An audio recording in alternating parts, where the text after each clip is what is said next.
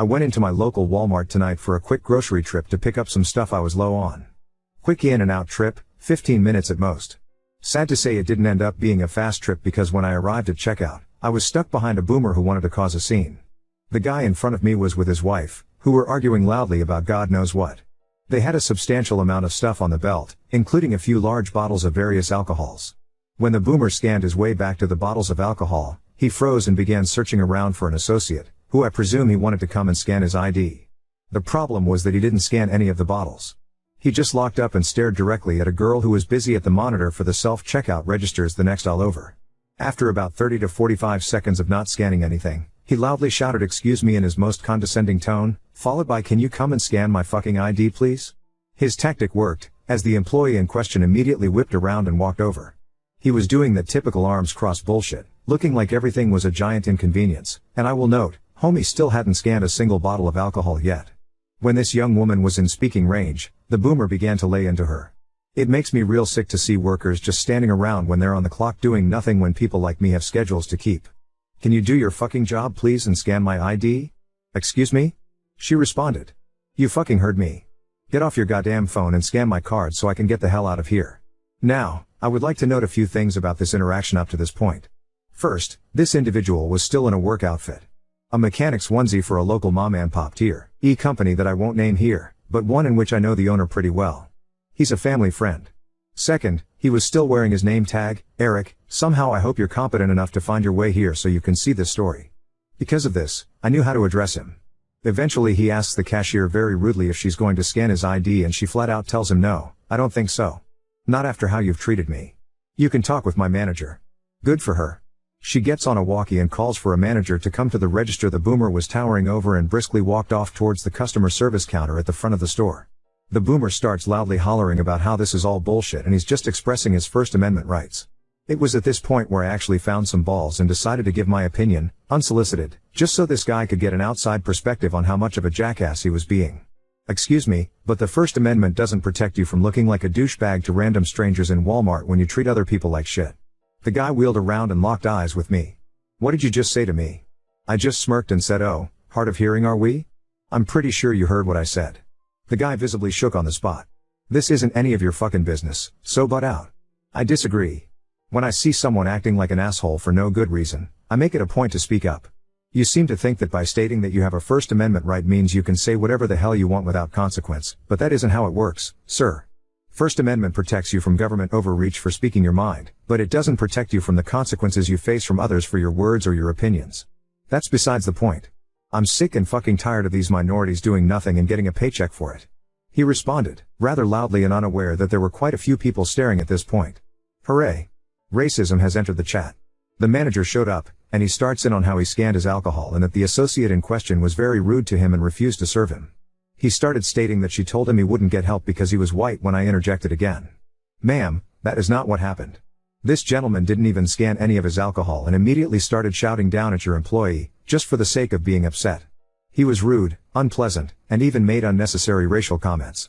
He wheeled around at me again and yelled 'shut the fuck up and mind your business,' before going on the tirade again. Something lazy workers, something First Amendment and speaking his mind. You know, this is very unfair of you." I started again. "You've put that poor girl in an unwinnable situation. Now that you've raised this untrue complaint, her manager is going to have words with her even though she hasn't done anything wrong. Does that sound fair to you, Eric?" I don't think he realized he was still in uniform, because he looked at me puzzled at how I knew his name. "How would you feel if someone came into your place of business and told John a bunch of bullshit about how you were treating them unfairly when you knew perfectly well that it was a lie? Or even better, how would your boss react if he knew you were acting like this while still in uniform with his place of business plastered all over your chest?" When he heard me say the name of his boss, he stopped cold. "Yes, Eric. I know John very well, and I think I might be paying him a visit tomorrow. That is unless you decide to apologize to that girl for being a lying prick instead." The guy then became very rushed and suddenly in a colossal hurry. He muttered something about people not minding their own business, to which I replied with "I'm just EXP reassessing my FI/RST amendment rights." SpongeBob sarcastic voice and all. He scanned one of the bottles and had the manager scan his ID. His wife started in about how I better not show up to his office tomorrow. Something directed at me, but I wasn't paying her any attention and brushed her off. I was just staring at Eric and watching him bag. Eventually, he got all of his stuff put in his basket and he marched out, but he didn't apologize to the manager or the employee and gave me a hearty go fuck yourself, asshole. As he flipped me off. I scanned my groceries and paid for my merchandise, but man was I smiling from ear to ear.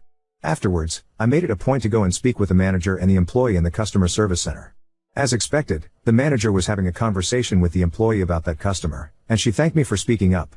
I've worked retail before, so I know what it's like having to deal with assholes like Eric.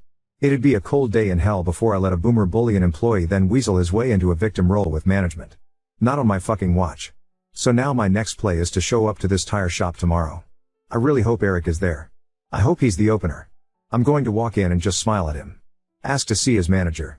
Then I think I'm going to go in and just weave the nicest story about how he treated the employees at Walmart, so much so that I was compelled to stop in and tell his boss that he has a real winner on his hands, and that I'm a customer for life now. Maybe that way, he might get a message. Maybe, he will realize that I could have started a whole shitstorm for him, but I chose not to, because unlike him, I'm not a fucking dickhead. Oop, this is what bothered me most. Had he just scanned even a single bottle, he would have gotten what he wanted. Unless perhaps what he wanted was to just be angry at someone. Then he did get what he wanted. Update 1. Some of the reasons you gave were pretty telling. My favorite was when someone said something along the lines of "this is too well written to be true." What a world we live in where clear dictation automatically disqualifies a recounting of events from being accurate.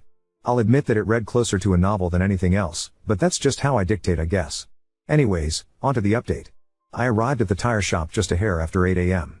There was one gentleman in line at the counter when I arrived, but he was already being assisted by one of the associates manning the register.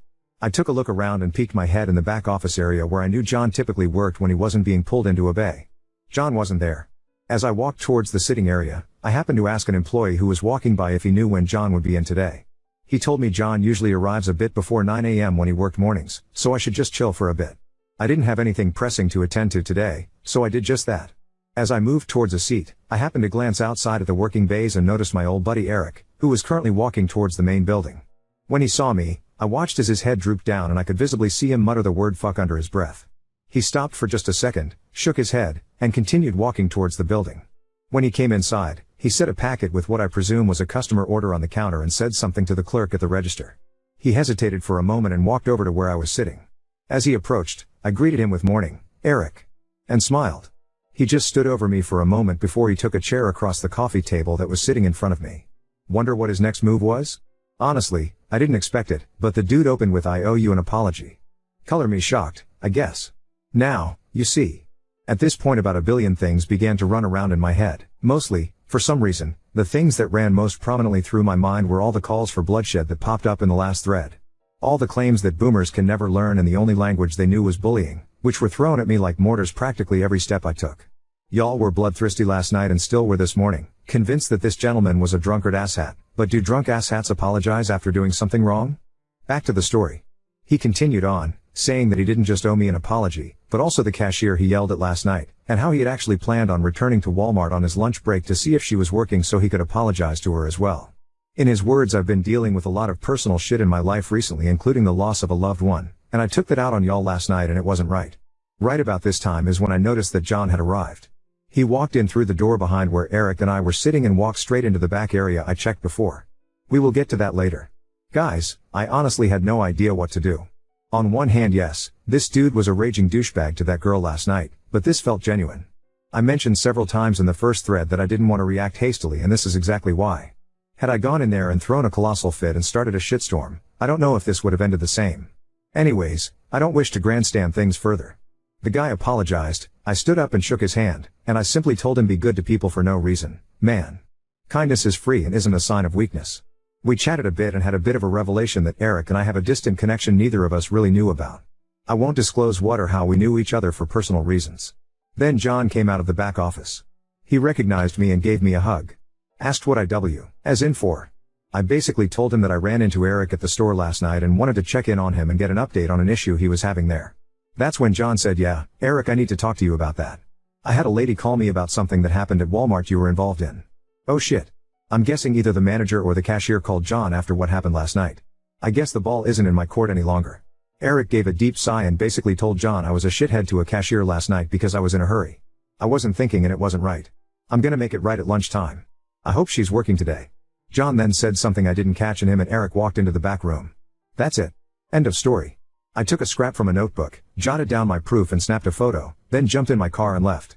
I do apologize if this left anyone feeling unfulfilled. I certainly hope that this brings you guys whatever closure you were looking for.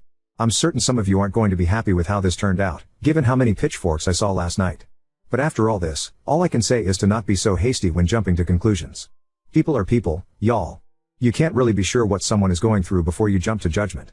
Some folks don't know how to ask for forgiveness or don't know how to take responsibility for their actions, but some folks can.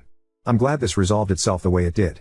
John knows what happened and knows that it happened with his business on full display, so he can now choose how he reacts with that information. I got the closure I needed, and I hope the cashier does too. Time will tell in that regard, I suppose. Be good to each other. Keep being kind. It's genuinely a real-life superpower. The universe rewards kindness in kind. But do drunk asshats apologize after doing something wrong? Now on to second story. Boyfriend mocked my meaningless children's book at a family event, and now he's ignoring me for supposedly being a bully. I am 35 female and he is 35 male and we've known each other 10 years and dated too. He knows how much I like writing books. I self-published a kid's book last month and he's been really quiet about it. This past weekend at my family cookout my father mentioned the book and how proud he is of me, but BF walked inside saying he was grabbing our drinks. At the end of the day my parents offered me some money to go to a book convention and BF audibly scoffed. On the way home I asked what his deal was and he said that his job, he's a back-end software engineer, will provide for us and he will let me have my fun as a creative for now, but I eventually have to grow up. I laughed because I assumed he was joking. He of course was upset and told me my meaningless book was objectively illustrated poetry. I shut down and he then was upset I was acting mad, so I changed the subject. He continued to make my book a topic by jokingly saying my glorified illustrated poetry shows my middle child syndrome or that I must crave mediocre attention from people. I shrugged and replied, hey, if you think you're mediocre, okay. And moved on. He texted me the next morning saying I tore him down and was being a bully. Nad, he was kidding with me and he hasn't at all responded to me since. Update 1. I am calling him Chris here. What a time to be alive. I broke up with Chris a few hours ago, boy howdy. He had ignored me for a full day and I hadn't reached out to him because I was honestly fed up with his attitude. We've been together for 2 years and I never have seen him act this way. I flip-flopped between maybe he was having a bad day or something was going on and he transferred his negative energy in my book, but no, he's just soggy moldy baby carrot that didn't think I had dreams of my own or I would throw it away for him. Our mutual friends have told me that he had basically told them that I rubbed my success in his face and made him feel like a simp just following his GF around being ignored when he has a successful business and has the higher paying job. He texted the day after his silent treatment that my not reaching out to him was a sign that I don't love him and went on to say that I love my book more than I love him because I neglected him while working on it, and then I didn't praise him at the party as my biggest supporter. The rest of his paragraph's long text went on to talk about that he had this whole plan that he would marry me and we would be engaged this year, but then you started not listening to me to drop things and focus on us, our lives and the future by taking up hobbies, and that my therapist poisoned me against him. I was diagnosed with depression this year and therapy has helped a lot. It hurt because I felt immediately like all I do was just rubbish to him. How the fuck can you say that? I loved him so much because he was someone I thought I would be with forever. Guess not. I got angry and was texting him to ask what makes you think I don't love you? I'd do anything for you. And just as I hit send his new message popped up and it said you wrote your book and you got your party. I assume now that I can finally have my GF back, we can have a talk. I don't think you understand how I want our marriage to be, so I want to make things clear. But then he responded to my message, are you kidding me? If you're not going to prioritize me over a book no one but you cares about, why am I even staying with you? I can go find a woman supports her man and wants his career and dreams to be successful. So I said alright. Go find her. We clearly don't work. Best of luck. Him, wait, are you breaking up with me? Me, what do you want me to do? You've made it clear I am not what you want anymore. Him, you can't just break up with me. Me, Chris, please. Him, you can't just make that decision for me. You can break us up like his. It's been 2 years, me 2 years in which one thing I wanted to do, one thing I was proud to have done, and you needed to shit on it. You've been so sour about it and I don't get it. So get your better woman. Him, but you can't just break up with me. We have to talk. He calls. I decline. Him, pick up. You are being ridiculous. He shows up at my door and the second I open it trying to push in, but I hadn't let the chain lock on. He was screaming at me. He said I can't break up with him. It's been 2 years. How do I think it will go for me to try dating again after passing the expiration date for children? That's when I asked him to leave or I would call the police. And he said he will never forgive me for this book as it's ruined me as a person, and for some reasons I said, Chris, take your mediocre stick out of you mediocre ass and be on your mediocre way. And called my parents to tell them what happened. My mom is over now plying me with a mixed drink and she's been making fun of the repeated you can't break up with me line as he said many times in text and bunch in person. She said she was proud because I am usually quite passive and she didn't like him bulldozing over me, and when I asked her what she meant she brought up a lot of things I never really thought about. Chris would shoot me down a lot and I honestly thought I was compromising for our relationship, but it seemed to some that I was just letting him speak for me a lot. 2 years. It feels like a blip in a lifetime at the same time. It's hitting me that it's over and my mom is staying over with me. But I have many WTFs to deal with, just not tonight. Edit/small update. Holy hell, this blew up. I am usually a Reddit lurker on anonymous mode, so I was overwhelmed in the best way to see all this live and support. It made me cry. Good years, I promise. I cried most of my bitter ones a bit last night on my mom's shoulder. She was right, I don't miss him but the version of him I thought he was. And so I choose to look forward. Mom and I stayed up and read comments together. She's not a Reddit gal but loved all your messages and says she's happy to be the Reddit mom. Lol. Mom made breakfast this morning and we were eating when there was knock at the door. My mom held a hand up to halt me and got up herself to go to the door and ask who it was. Then I heard her say, "You have 15 seconds to leave or you're going to be made to leave." I got up to see Mom shouting though the still locked door peeking through my peephole. There was someone on the other side talking back to her but she just kept steadily counting down. By the time she got to 6, she had put her shoes on and was holding my broom. I'm not stupid, I knew it was him even then, but then my phone went off and I didn't reply. It was him again. He left flowers and an apology card, along with a stuffed owl bear. Mom asked me if I wanted to read the card and I said I did. It basically was a long-winded apology admitting he was being an ass but work has him stressed and he underappreciated in general, and it all came out in a nasty way. He's so sorry. He should have given me space and respected me more and he will never do it again. He didn't sleep last night feeling so much regret over what he did and will do better. To please call. That he misses me and Mets not throw away 2 good years of foundation away over a stupid fight. I handed it to my mother who read it, snorting and chuckling yeah I bet to herself, and then stood up and went to the kitchen returning with a trash bag and my cell phone. "What's the play, coach?" she asked, and just to freak her out I took the phone and pretend to call the pizza shop. "Yes, Domino's. We need a pizza." "Yes, I'm breaking up with my ex and we need to toss his shit out." All that to say it's now evening. The sun is lower and my neighbors are watching my house as I am in my parents' pool in their backyard drinking margaritas with my sister and brother. Mom tells the story to all of them, over and over. I had texted him. "Chris, we are done. All of the things you left at my place are in garbage bags on the porch. The neighbors have their camera pointed at the house, so please just take your stuff and go. Don't knock. I am not in. If it's all there on Monday, it goes with the rest of the garbage to the curb." He replied asking if not home, where was I? But I won't be giving energy to this. I will spend the weekend with my family and I feel so lucky to have them. I've decided that I will go for another book. Photos asking for links to this book already out, sorry, but when Mom and I read the comments she said don't you dare put your name out there. They all seem lovely, but you don't know what others will do, and I feel like if I did, it would be like opening the door to Chris like I did last night. You were right, that was dangerous. But if you are looking to do something nice, I would be absolutely overjoyed if you did one or both of 2 things. 1, love yourself and truly know you deserve love and nothing less, and 2, buy books from a locally owned bookstore / buy art from the artist / commission an art pace, etc. The art world is wonderful but also a struggle, and many aren't as lucky as I am to have a strong support system. So support yourself and your local artist. Thank you all. Another edit. Sorry there were a lot of same questions in the comments. 1. Yes, we were an interracial couple. I am black / indigenous / Middle Eastern. And he is Irish and French decent. 2. No, I do not want children. The moment I am eligible I will be getting that baby store shut down medically. I would adopt possibly someday, but I would not and should not be pregnant. 3. Chris and I were friends before we started dating, so I thought I knew him and his family well. 4. Mom has always been cordial with him even if she didn't care for him. She did the whole mama thing of hugging him, feeding him, etc. 5. Yes, Mom will adopt you. She says she sends her heart to you in every hug. You deserve and more. 6. Dad didn't come over because, and I quote, "you wouldn't have wanted me in a space that boy would also be in given what happened, so he stayed the course of his trip he was on." 7. I intend to be an author whether it be full-time or part-time. Oddly enough my book sales are skyrocketing a lot online. Oop, Lamau, that was honestly kind of the vibe. I was so upset and called my parents because I tell them everything. My mom was just like, "Lock the doors and I will be there in 20 minutes," and showed up with vodka and let me cry, but then I caught her smiling and was like, "WTF, Mom," and she admitted she was proud of me for dumping him. And glad she didn't have to go to jail, because if I stayed with him after all that she would have to commit crimes. Lol. Oop, you know that if she doesn't like your partner, you really need to question that relationship. She's being so freaking smug after she reminded me that once she did speak up to me once I got mad at her. She's quoting a line from that animated Jackie Chan show, "Never question unclean at me Lamau." Oop, it's weird because he never hinted that I can recall that he was ever like this. We've got years of history, and I remember him being interested in things I liked and wanted to get involved in. Then my mom reminded me of my painting. I'm not a painter. Mom is. And a charity held a gallery event and the theme was something basic, and I was visiting Mom that week, and when I'm at hers and she's painting I sit with her and drink and we chat. But that day I was in a mood, so mom struck up an easel next to hers and patted the seat and we painted side by side. She loved my pace and had it submitted for the gallery event. It was a huge event and mom had a separate exhibit space, but my little basic painting was up an entryway with a handful of others and mom pointed it out to Chris and he said it was good and we moved on, but at the end of the night mom followed us out and suggested Chris and I might want to take a photo of us next to my painting.